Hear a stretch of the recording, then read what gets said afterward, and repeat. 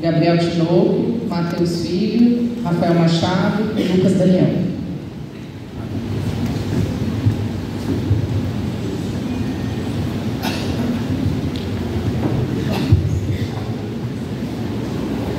Bom dia, igreja. Meu nome é Gabriel Tinoco e eu fui promovido para cima. Eu vou apresentar a história do pioneiro da Organização Embaixadores do Rei aqui no Brasil. Ele é um norte-americano chamado William Henry, que nasceu em 14 de fevereiro de 1921, no Abilene, lá no estado do Texas. Sua mãe se chamava Sarah Jane e seu pai, John Moses. Ele e sua família frequentavam a Igreja Batista Universitária e, com 10 anos, ele foi convidado por uma conselheira de mensageiros do rei, a senhora White, a participar da fundação da Organização Embaixadores do Rei naquela igreja. William Henry, ele foi inspirado por duas pessoas principais. Um missionário na África chamado David Livingstone, que ele ouviu nos estudos da embaixada, e outro que foi o primeiro coordenador geral dos embaixadores do rei na Convenção Batista do sul dos Estados Unidos, chamado Evoline Bishop, que incentivava ele a ser missionário aqui no Brasil. William Henry, ele frequentou o Seminário Teológico do Sudeste dos Estados Unidos, que ficava lá em Arkansas. Ele foi consagrado a pastor, foi consagrado ao Ministério Pastoral em 15 de julho de 1942 na Igreja Batista Universitária, que é a que ele frequentava. 5 anos depois, em 1948, ele se casou com uma mulher chamada Lydia Catarine Jordan, em 20 de maio de 1948. E nesse mesmo ano, no dia 14 de outubro de 1948, eles foram nomeados missionários para o Brasil. Isso foi em 1947, perdão. E um ano depois, em 20 de março de 1948, eles chegaram no Brasil, lá no Rio de Janeiro. E 5 meses depois, no dia 7 de agosto de 1948, eles fizeram a primeira reunião dos embaixadores do rei aqui no Brasil, na Igreja Batista da Tijuca, que era pastoreada por David Gomes, e hoje em dia se chama a Primeira Igreja Batista do Andaraí. William Henry, ao longo de sua vida, ele teve 5 filhos: Bill, John, Russell, Sarah e Lydia. E ele morreu em 1994, com 73 anos. Obrigado. Bom dia, igreja. Eu sou o embaixador Matheus Filho, que está sendo reconhecido ao posto de embaixador sênior. Eu vou apresentar sobre a tarefa 4 do Manual de Arautos, Tradutores da Bíblia. A Bíblia foi escrita originalmente em hebraico e em grego, e assim como Deus usou pessoas para escrevê-la, usou também pessoas para traduzi-la. Eu vou apresentar sobre a história de alguns tradutores. O primeiro é John Wycliffe. John Wycliffe nasceu em 1328 e veio a morrer em 1384, e ele trabalhou na primeira versão de tradução do latim para o inglês.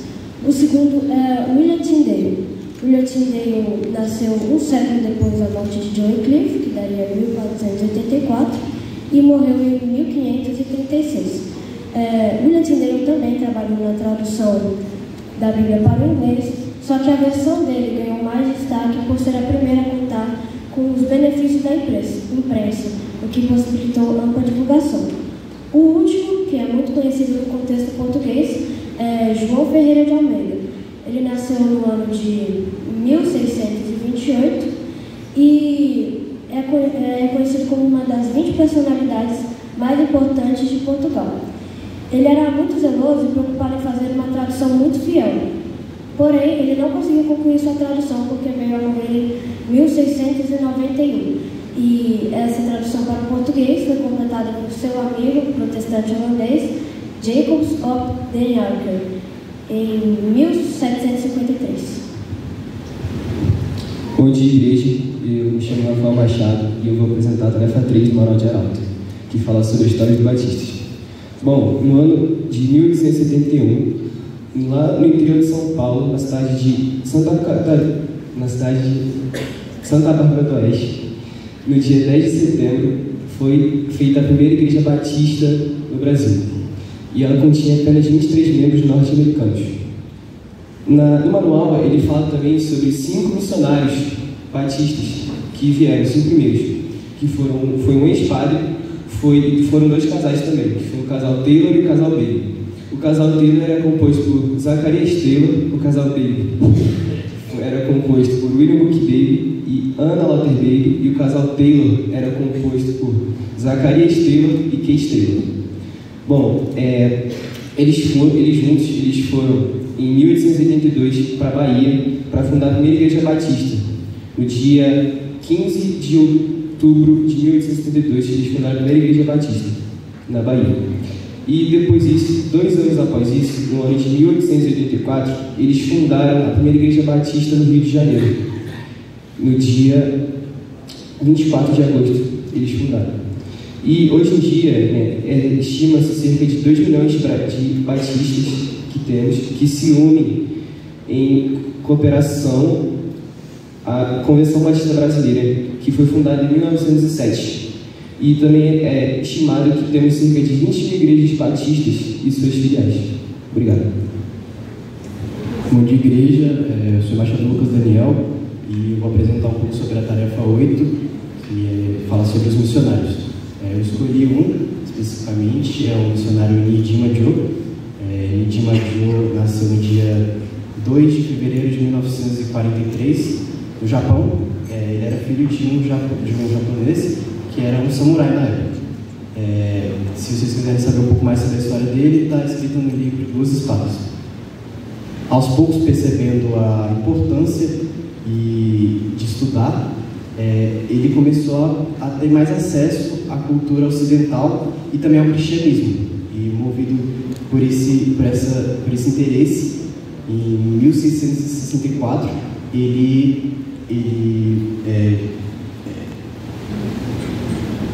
desrespeitando mesmo as ordens que naquela época não podia, viagens exteriores, e desafiando isso, ele iniciou sua jornada fazendo escala em Xangai, na China, e pegando um barco para Boston, nos Estados Unidos. E nesse barco, o capitão tinha dificuldade em pronunciar o nome dele, e acabou dando um apelido para ele de Joseph, que significa José em inglês, fazendo com relação ao José da Bíblia. Para ingressar nesse barco, para comprar os bilhetes, ele trocou 2 espadas pelo bilhete e uma cópia do Novo Testamento. Chegando nos Estados Unidos, ele começou a estudar lá. Em 1666 ele foi batizado. Em 1670 ele ingressou no seminário teológico.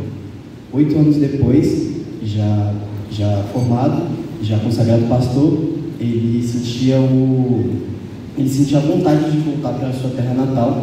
E 2 anos depois, após 10 anos de estudo nos Estados Unidos, ele voltou para o seu país, onde fez missões pelo país dele inteiro. E também ele tinha um sonho, que era fundar uma universidade cristã no Japão. E em 1675 ele conseguiu fundar a escola Shanghai, que era a escola dele, mas infelizmente ele veio a falecer em 1890. Infelizmente porque em 1920 a escola dele se tornou a Universidade de Xangai.